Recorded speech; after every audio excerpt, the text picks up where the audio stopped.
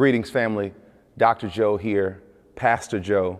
I guess I have two titles depending on which helm and organization, but at the end of the day, I'm so thankful and just happy to be with you on this third presentation. We've been blessed. We've been hearing so many positive comments and remarks and engagement about this particular presentation and how it has helped you guys. One of the things that we wanted to focus in on is giving you the information that you need to establish a garden, regardless of how large or small the place is. We're very thankful to our partners for supporting us as they have in allowing us to make this presentation to you. As we said in the first installment of this particular presentation, 30318, or where Canaan Farms is physically located, is a food desert. That was basically what inspired the vision.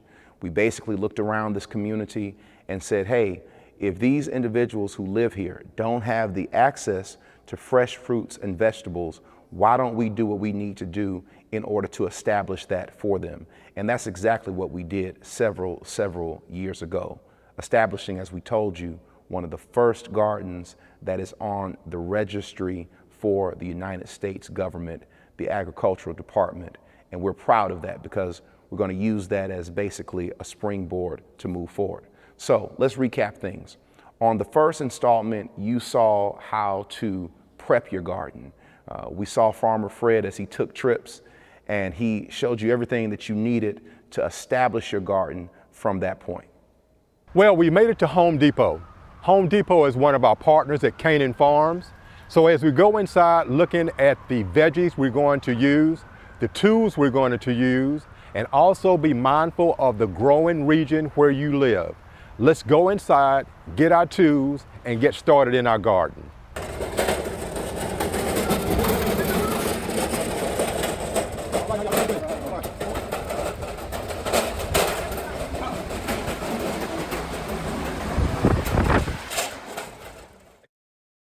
All right, here we are at our planting soil. I am going to give you two demonstrations on what to get and what not to get. What you want to do is use a vegetable garden planting soil. This is for trees and shrubs, so we would not use this, but we would use the red raised bed and potting mix. If you look at the soil, it has a lot of nutrients in it. A lot of these nutrients are time released, meaning it gives you extra nutrients as you go through the growing season. So this is one that we would use. So we would grab this one and we would use this to fill up either our micro garden pot or either our raised garden. All right, grab that one.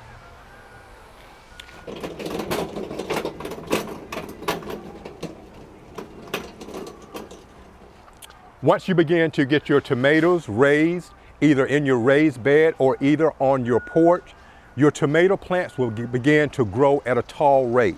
So what you want to do is capture your tomato plants, and this is called a tomato cage. And this is what you would plant around your tomato plant to keep it straight from bending over and lopping down. This is called a tomato cage if you're planting tomatoes in your raised bed or either your micro garden. A tomato cage, very important.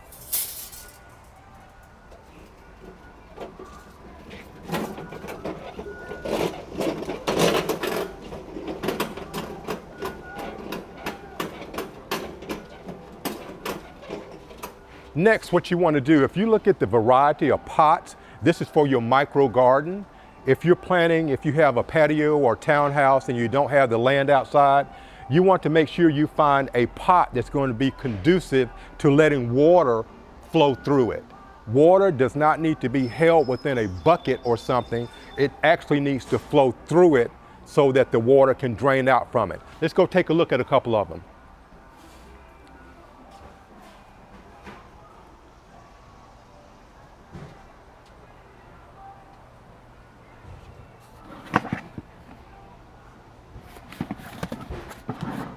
Now, this is a perfect plant pot for your plants. If you take a look at this, you punch the holes out here and maybe one here, and this is for drainage. If you're planting your plot, this gives you enough room for your plant to grow downward. And also, you punch the holes out here, it gives you drainage. So let's go ahead and grab this one, and let's go ahead and make this happen for our micro garden.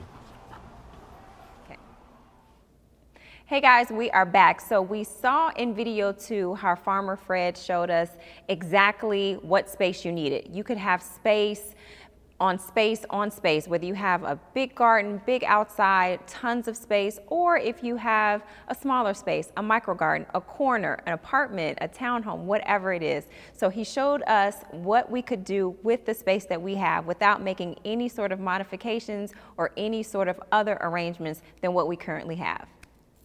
Now, as you look at the soil that we bought from Home Depot, if you look at this soil, look how light it is.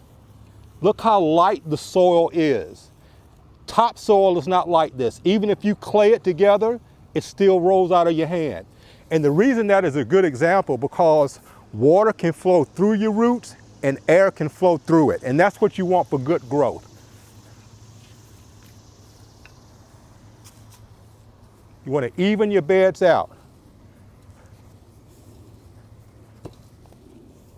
Now, this same applies for your micro garden. For your micro garden. If you had your micro garden and you didn't have a raised bed, this is what you want to do with your micro garden. Come over here, let's take a look at this over here. Now, if you remember when we bought this from Home Depot, we said we were going to drill a hole. And what is the hole for? For drainage. This is a little bucket. We got a hole, the little holder here, and the planter. I was thinking about it. If you're going to plant some good veggies like pole beans or something, make sure you invest in a bigger pot. That way it holds more dirt and it gives the roots much more room to grow downward. So if we were micro garden on the back porch, on the patio, this is what we would do. We'd get some of this soil. Take a look at the soil that we got. Remember we talked about nutrient-rich soil? Let me pour it in here so you can take a good look at it.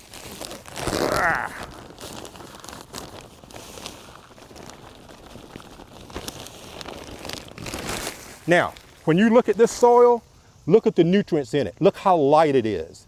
These little white things are time-release capsules that over time, when the harvest season and the growing season goes, they release some types of nutrients and fertilizers that keeps the plants neutralized and fertilized and growing healthy. So if we were micro gardening, this is what we would use at this stage right here. Now, since we're in the micro garden, let's go ahead and show you how to plant one of the plants if you were micro gardening. Now, if you are using plants, this is actually a cucumber. If you are using these are called transplants, meaning that they have already come from seeds to seedlings to plants. You don't want these to stay in the container too long. Let's take a look at this. And the reason why, if they stay in the container too long, the roots begin to wrap around each other, and that will eventually choke out the plant. So once you buy these, have the intention of putting them in your ground or put them in your micro garden in the next few days. What we want to do in a micro garden, we want to pinch the bottom of this so it comes out like that. Now, if you look at that plant, if we had to let it stay in there another week or so, it would have wrapped around and around and around. Now, our micro gardeners, this is how you do this. You want to make your little hole here and you want to pinch a part of this off to get that root from the wraparound stage to the growing down and to the earth stage. You want to plant that down, and you don't want to pack it. You just want to make sure that it's stable where it is. Actually, you could put 2 in there, but I just put 1 in there to give you an example. And you don't want to pack it. You want to make sure that the dirt is around it loosely and the water flows through it. Now that's the micro garden stage of it right now. Now, gang, let me tell you what. the most fascinating and most fulfilling part of establishing your own garden is when you are able to pick those fruits, harvest those vegetables, and prepare them simplistically. It's nothing better than eating a food that you know exactly how it started, you know exactly how it was nurtured, you know exactly how it was cared for, you know exactly what was in it, what was not a part of it. You knew the dirt, you knew the sun, the area, and it basically allows you to have a more spiritual connection with the food that you're eating. See, that's the way that our ancestors ate. They ate off of the land. They knew, and they stayed with the journey of that seedling from its implementation in the ground.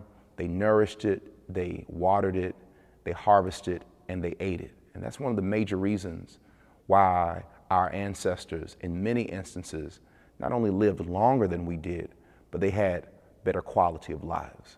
So right now, we're going to go to the garden, and we're going to be so excited because this is Harvest Day. We're going to show you what it looks like, not only how we harvested, but what we did with those foods to make a difference in this community. Good day, family. Here we are once again, Farmer Fred and Canaan Farms. Well, you've heard it. Pastor Joe and Lady Lynette have given us the prelude, and now it's harvest time. We're going to start here at our pear tree, and we're going to go ahead and pull some pears from our pear tree. We're going to go to our apple tree. Then we're going to come back to our garden and pull some peppers, more veggies, and we're going to prepare all this for the social service department to give to the people on this coming Thursday. So let's go ahead and pull a few pears, put them in the wheelbarrow, and show you what it looks like when your harvest time comes. Come on.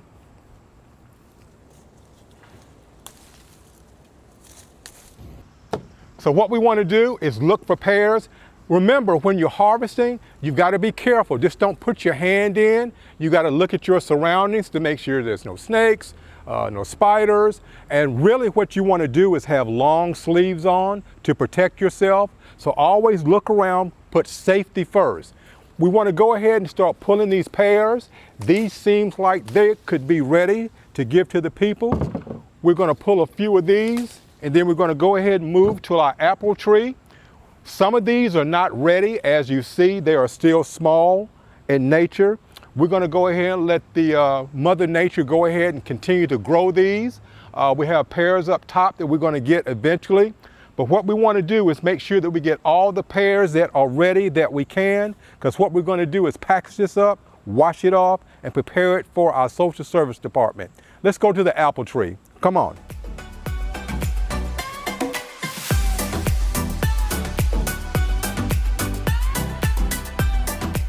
Now here we are at our apple tree, family. Some of these apples, these are small Granny Smith apples. And I'm going to tell you what I'd like to do, Pastor Joe, if you don't mind, I'd like to go ahead and do a taste test and see what we've got here. Let's see what we got. These are small, but they are packed with a lot of, let's see what we got here.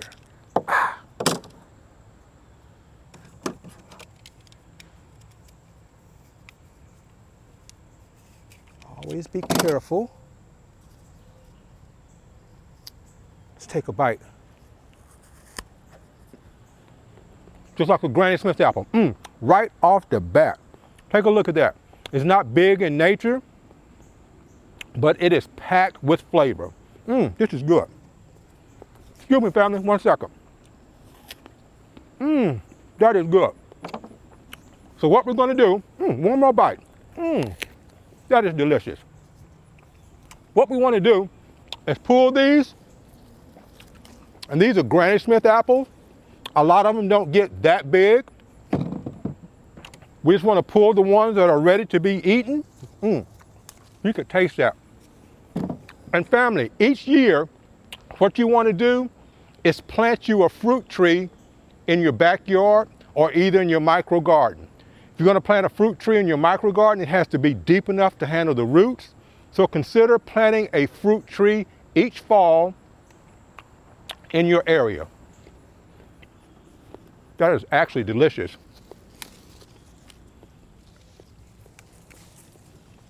Now you see, sometimes your fruit does not come the way it needs to be. This is good. That is not. A worm or something has gotten on the inside of that one, and that one is not good to be eaten. So we'll just throw this to the side. So this is our Granny Smith's apple tree. We have one more tree that we're going to pull from over here. Then we're going to take you directly to our vegetable garden.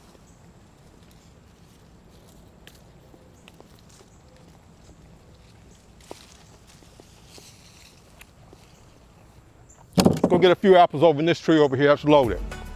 Come on, family.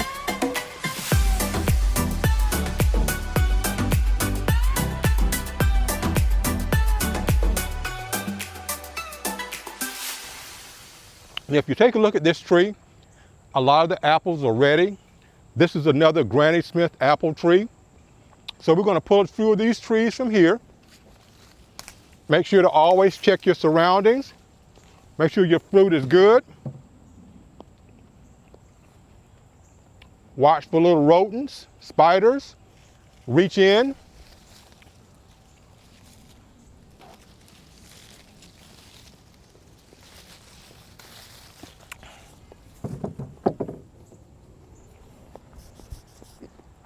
Look at that. That's a beautiful apple. One of the things you have to do is apply patience to when you're growing. Just like in the process, nothing comes overnight. You've got to put time, patience, and you've got to put in the work when growing anything. That's in self-development or in planting trees.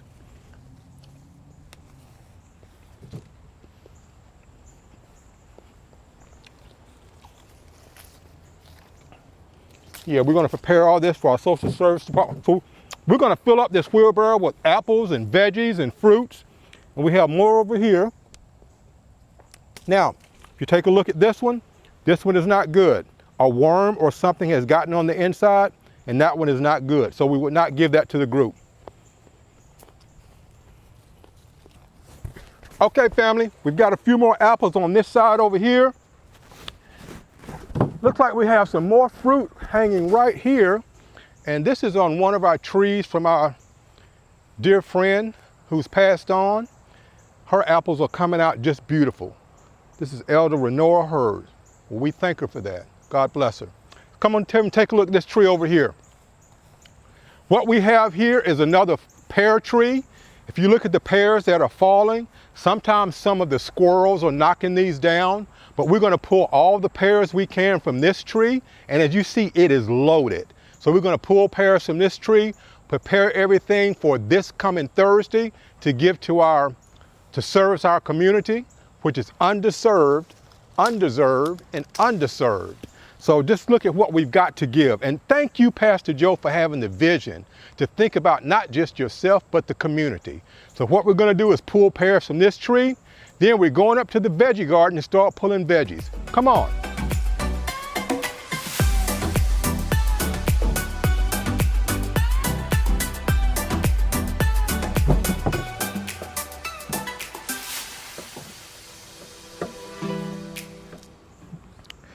Now, family, what we have now, this is our miniature pepper garden. And what we're going to do now is start cutting some of the veggies from here. And if you look at some of these, you have baby blooms that are about to come out. The white ones are the blooms that are getting ready to bloom. And some of these are ready for picking. Just be careful putting your hands in and just start pulling. Look at that. That is beautiful.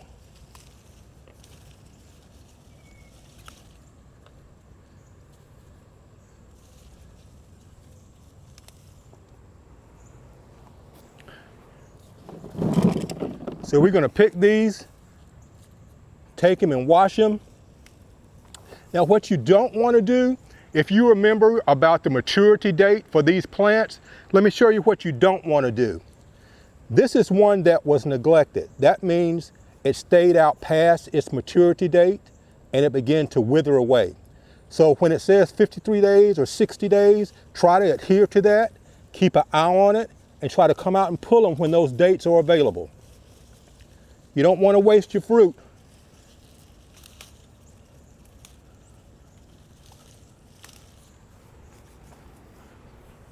So our goal is to fill up this wheelbarrow today and have it ready for this coming Thursday. And see, these pepper plants are going to give off plants for the whole spring into fall. The reason I say that, a lot of the white buds that you see, these are new growth, new plants that are coming forth. So this is a good thing.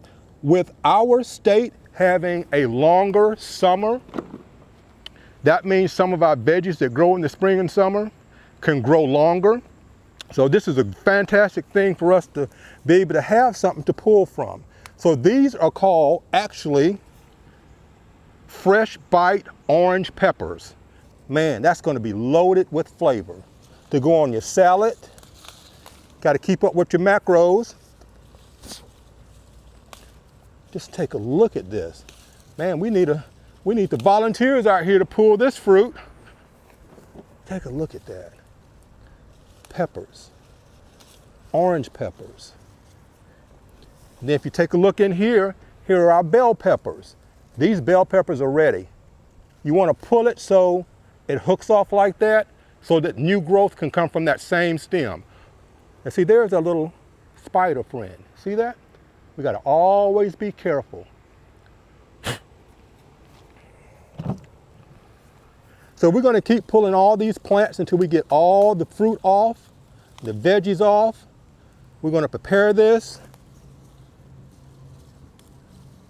have it ready for our community this coming Saturday, this coming Thursday.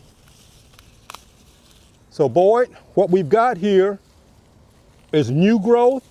This is our first harvest. And if we look at some of the plants, we have more harvest to come.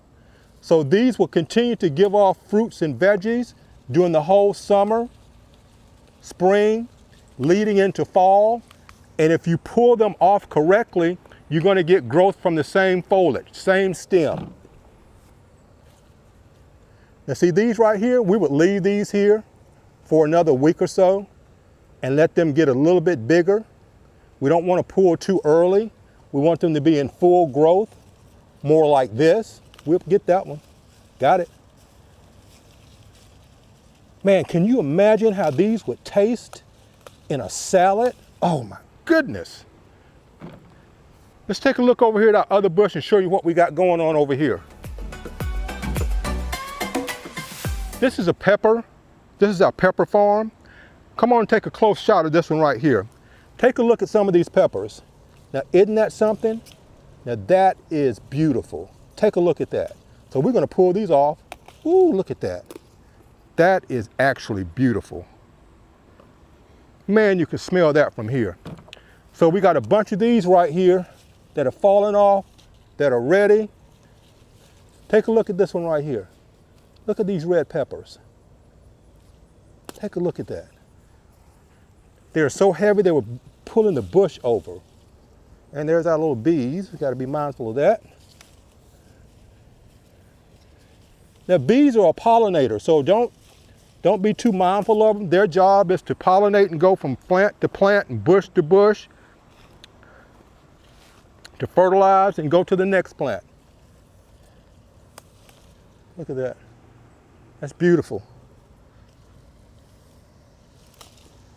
As you see, this one stayed on too long.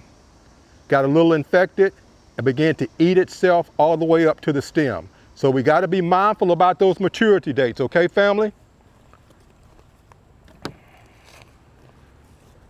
Maturity dates are very key. Remember, wherever you live, your time zone, where you live, you've got to be mindful of your plant date and your maturity date. Very, very key. This is just amazing. Now, what this is, family, is basil.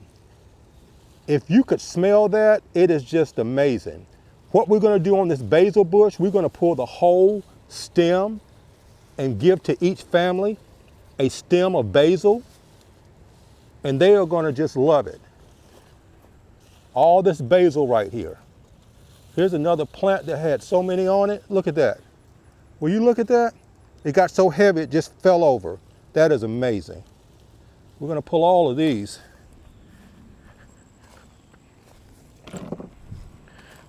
So as you're harvesting, continue to think about once you pull your harvest, what you would like to plant next. If it's coming into your fall session, what would you like to plant next? Be thinking about just not pulling for now. Think about what you're going to do and what you're going to plant next. Very key. Could you imagine the orange peppers, the green peppers in your salad, on your grilled chicken? Amazing. So we're going to pull these right now, and we're going to continue to pull all of these. Next, we're going over to where our collards are. We're going to go ahead and pull some collards, show you how to do that, prepare all the collards, bag them up, and then we're going to, looks like we got rain coming in. That's great. So let's come over here before the rain gets here.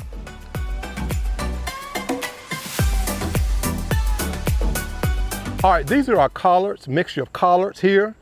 We planted these and some came back. So what we want to do on our collards is just pull all of them. How you do that, watch for bugs for number one. You want to pull the stems down.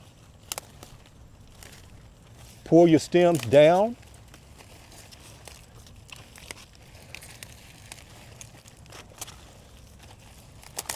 Pull them down. Then you begin to make your bush. Just pull downward, downward, till you get the whole stem. We're not leaving anything on here. These are our collards.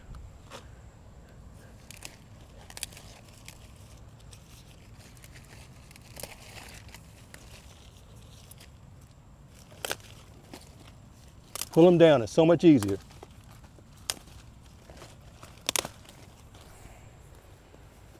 Look at that.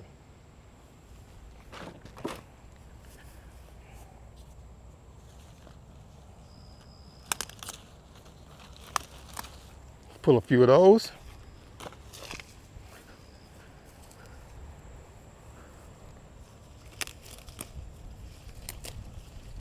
So family, as we're going through life, remember, always try to plant with a positive attitude, because plants in plant world, they can feel. In their world, they can feel love. So always try to keep a sound mind, body, and spirit, just like we do in the 40-day turn-up and the journey. Healthy eating, and believe it or not, this is some type of exercise. See, you're moving. When you're pulling your plants, when you're bending and going in, that's exercise. Okay, family, we're going to continue to harvest, and what we're going to do is prepare the fruits and veggies that we have pulled, and we're going to meet you this coming Thursday at the outreach, and I'll see you then. Thank you. Good afternoon, family. Well, as we said, it's Thursday, and it's time to give our fruits and vegetables that we harvest to the community. You see the line, we have a line of people here that they are in need. So we're working with Ty, who is the Director of Social Services. She does this on a weekly basis. Canning Farms is just supporting today. So what we're going to do is service the people that are coming up. We've got collards, we've got peppers, we've got pears, we've got apple, we've got eggplants, and we've got zucchini, and we've got basil. So these are what we're going to service the community with today, and we're going to assist Ty in doing this. So I'm just going to set these out, and we got some collards in here. So we're just going to go ahead and give all this out to the community. All right, Mr. Thornton, get well. Collards. Look at that, that's good stuff. This is what we're giving to the community, and this is what came out of the garden.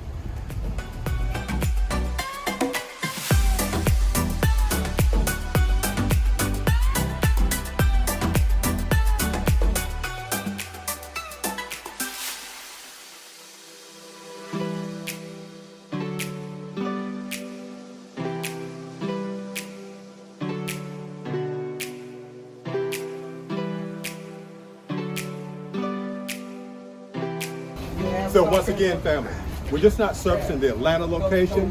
We also have a location in Stonecrest at the Latonia location. So Ty is actually busy at both locations weekly. So what we're doing, we're going to go ahead and service the community with collards, peppers, pears, apples, basil, more peppers, zucchini, cucumbers. So we're going to give to them as we have received from our garden at Canaan Farm. So once again, Ty and them are very busy. And once we give out of this right here, we're going to go back to the garden and we're going to go ahead and get another Love harvest. on you a little bit today. So what we're going to do It's today from the is church's just garden. assist Ty Some nice and greens what we and got some from the peppers. Yeah, garden. tell me how them, And each week, each oh, yeah, month, you gotta or tell when me the how next them, harvest them pears comes, taste when we're you going to be taste it. working with Ty and giving this to the social services, whereby she can give it to the community, because she is real versed with all the people in the community. So once again, from Canaan Farm, Salem Bible Church, Ty, the director of our social services, we thank you guys for tuning in, and it's always a need. No, man, Pastor no, Joe man. and Lady Lynette, we You know thank I you for am. letting us That's yours. serve this community. Once again, this is Fred from Canaan Farms. See you on the next harvest. There is nothing like having your own access to your own fresh fruits and vegetables. I mean, there could be nothing better. In these 3 video presentations, you have seen everything from the idea of wanting a garden, whether it be in your home, outside, in your apartment, townhome, all the way to going to the store, grabbing all of the stuff, going to your space, wherever it may be, to actually use your soil, use your bare hands to get in there and to produce your own fresh fruits and vegetables, and then handing these fresh fruits and vegetables out to the community. I mean, there's nothing better. So you've seen everything. That's all we have. So take everything that we have, go tell your friends and family, share this good news, and we hope that this has blessed you like it has blessed us. Well, as Lynette has said, we hope that this presentation has been of value to you as it has been for us. We hope that you take the information, that you share it, and that you get started today. It's never too late to start something new, especially when it's a positive habit and a positive thing that you can do with your family members, your friends, and your local community. But as we close, we want to take some time to thank our amazing partners. First and foremost, we want to give a big shout out to the United Way Food Insecurity Grant. We thank God for them. We're also thankful for the Sunshine Brotherhood Community Foundation, the Journey Life Foundation, as well as the great people of Salem Bible Church. Without any of those organizations, we could not have what we have right here. It's because of those organizations that this community is making an extra step to servicing individuals at 30318, as well as inspiring people outside of 31318 in the city, the state, the country, and the world. To our partners, God bless you, God keep you, and we thank you. Shalom.